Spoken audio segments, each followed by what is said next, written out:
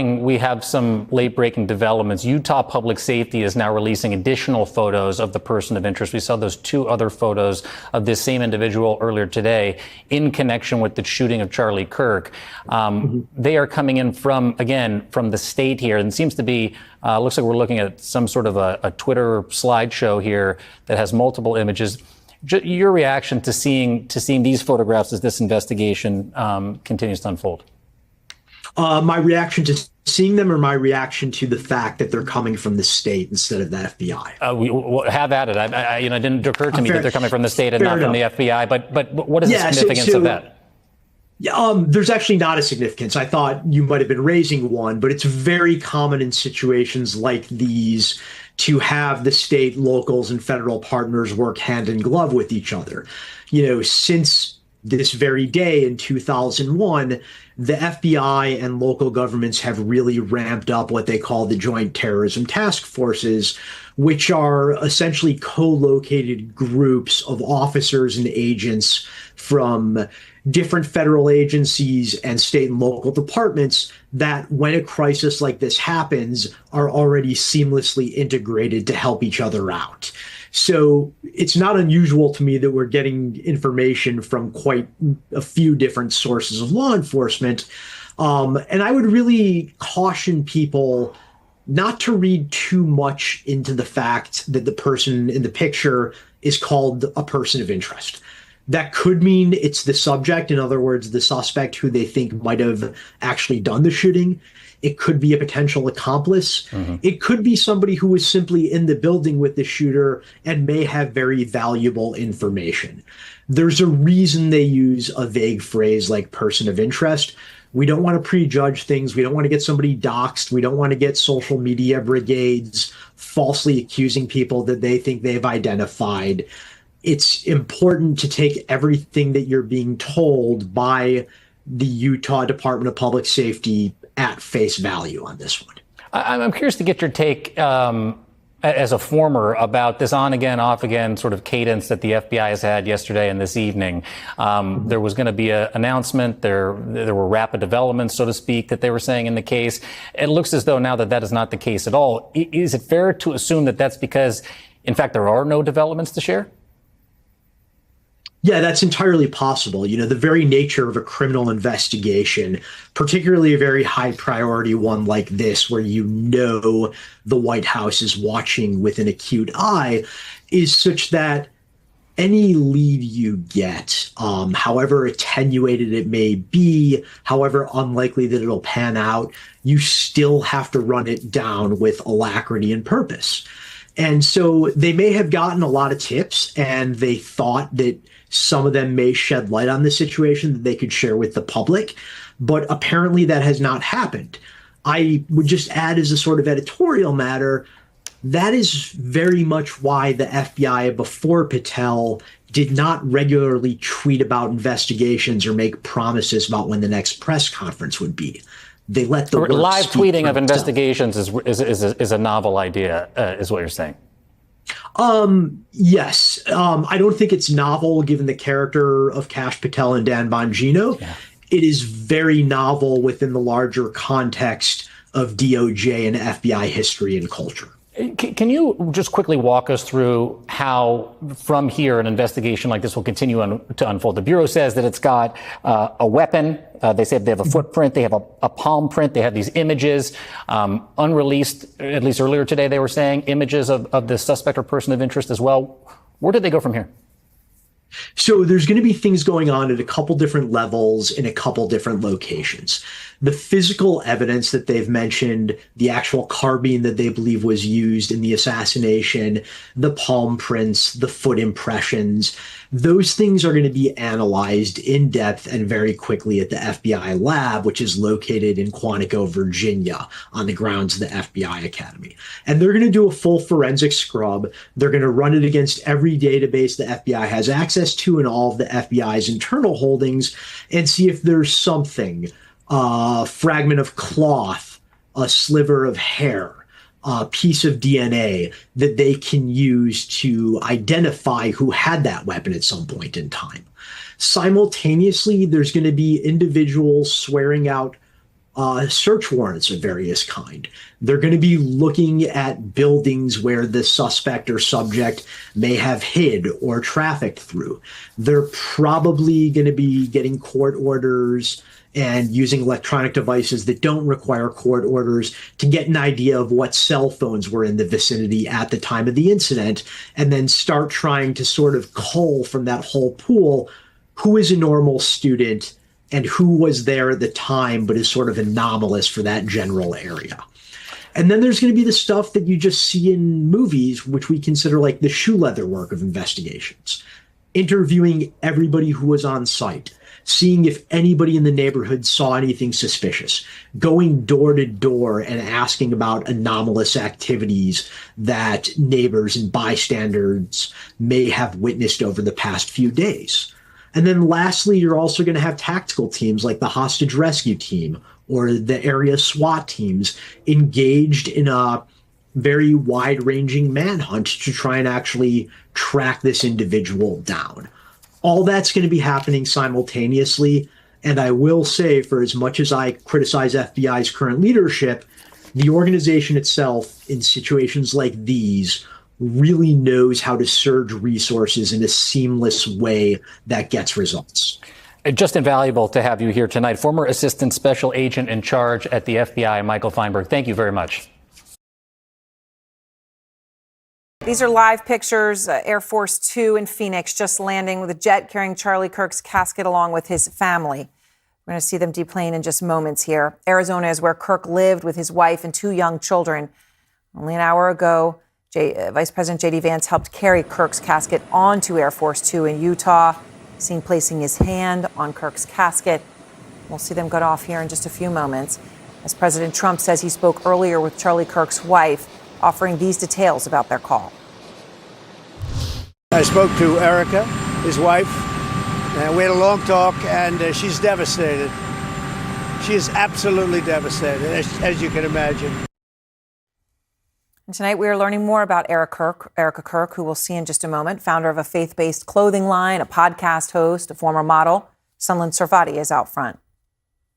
The beautiful, legendary Erica. I love you so much. I love you. For 36-year-old Erica Kirk, I literally won the jackpot with my husband. Vice versa. her marriage to 31-year-old Charlie Kirk became the center of her life, with much of it playing out in public. I love you. I love you too. Second only, she says, to her first priority, her faith. Now more than ever, your faith has to be so on fire. The two have been married for 4 years, getting engaged 2 years after their first meeting. Do you think that I had an issue understanding where Charlie stood when he looked at me across Bill's Burgers table and said, I'm not going to hire you, I'm going to date you? They went on to have 2 kids, a 1-year-old boy and a 3-year-old girl. Motherhood it's not a pause, it's a launch pad. She's committed herself to homeschooling their kids while supporting him. I love submitting to Charlie because he's a phenomenal leader, and the way that he loves me, melts me to want to be able to help. How can I help you? By his side as he traveled the country, but also speaking out herself. I want you guys to be able to just live such an abundant, joy-filled life that you know how to battle in the trenches of this world and the foxholes of this culture. Not just espousing his political beliefs, My husband, Charlie Kirk, is a force. but complementing his with what she says are her more conservative values. I am a moderate compared to Erica. Erica is very conservative, and I was raised well. Raised in Scottsdale, Arizona by her mother, her parents divorced when she was young. Her grandfather was an immigrant from Sweden. She studied political science in college and is working on her doctorate in Christian leadership and biblical studies. She was briefly an NCAA women's basketball player. Everyone thought I was a little boy because I wore Jordan and all these different types of athletic clothes. Crowned Miss Arizona in 2012. I love to work out. I love to spend time with my family. I love to play with my dogs. She has a nonprofit. Internationally, we support and sustain several orphanages throughout Europe. A devotional podcast, and a Christian clothing company. I guess you could say I'm a social entrepreneur where I find little pockets within a culture that I like to disrupt. Her partnership in life and politics with Kirk often tinged with concern for their well-being, something she mentioned during her most recent podcast. You know, my husband is on college campuses getting screamed at by college kids as he's trying to share with them the truth. And he is so calm.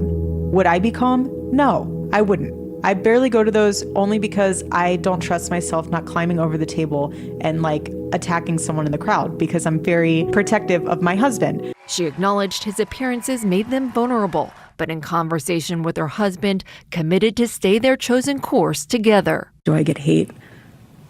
Bring it on. Yeah, exactly. I'll have a velvet steel spine by the end of my life, so bring it on. I have nothing to fear. Now, these are live pictures of Air Force Two now in Phoenix. Erica on board, family, and Kirk's casket, along with Vice President Vance. Mina Durson is in Phoenix at the airport. Mina, that plane just landing moments ago as we were airing that piece about Erica. So you're looking there at that plane. We understand the casket is on board, the family is on board, and we expect to see them any moment. Maybe 30 or 40 supporters. Yes. With signs. We are seeing, people coming off of the plane.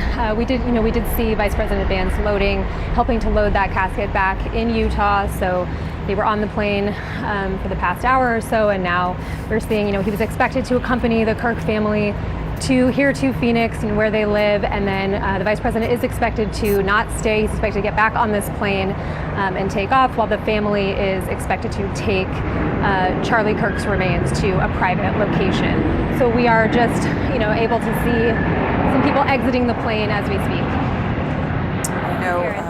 We expect to see them coming off, and as we know, Vice President Vance put his hand on the casket as they loaded that casket onto Air Force Two, really just not long ago, only about a half an hour ago, for this very short flight to bring Charlie Kirk's remains home. Kristen Holmes is with us. Kristen, J.D. Vance going here to Utah, to Phoenix, instead of New York on 9/11, doing that for Charlie Kirk, not just in his role as vice president, but they were extremely close as friends, right? They had an incredibly close personal relationship. It was friendly, but also J.D. Vance essentially credited all of his success politically to Charlie Kirk. A couple of things to keep in mind here. One, Vance was really someone who wasn't on anyone's radar, particularly in Trump world. He was someone who was reviled. He had spoken out against Donald Trump repeatedly, and it was Charlie Kirk who introduced him to Don Jr., Donald Trump's son. In addition to that, Kirk convinced Donald Trump Jr. or Don Jr. That Vance had changed his ways, his mind, that he really did believe in Donald Trump and the MAGA movement. And it wasn't an easy thing to do. Everyone had seen those clips of Vance. In addition to that, what we know is that it was Don Jr. who pushed Donald Trump over the line when he was picking his vice presidential pick, and that's why he chose J.D. Vance. So all of these things in a succession. Even before that, Charlie Kirk and J.D. Vance tangentially knew each other. They had spoken. And when Vance wanted to run for Senate in Ohio, he went to Charlie Kirk to ask him for advice, to ask him if he thought he could help him, or if he thought he could even win in Ohio. At that point, internal polling, I believe, showed him, barely crossing over into single digits.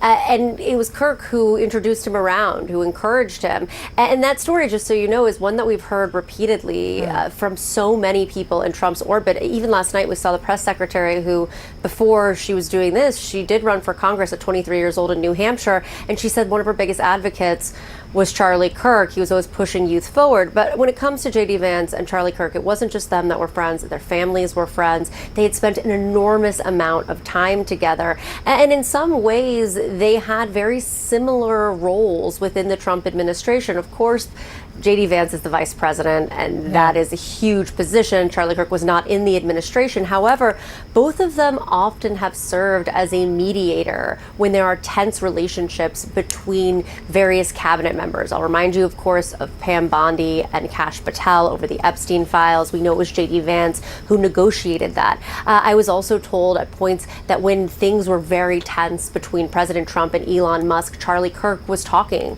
to Elon Musk, was encouraging him to come around, to stop speaking poorly about the agenda.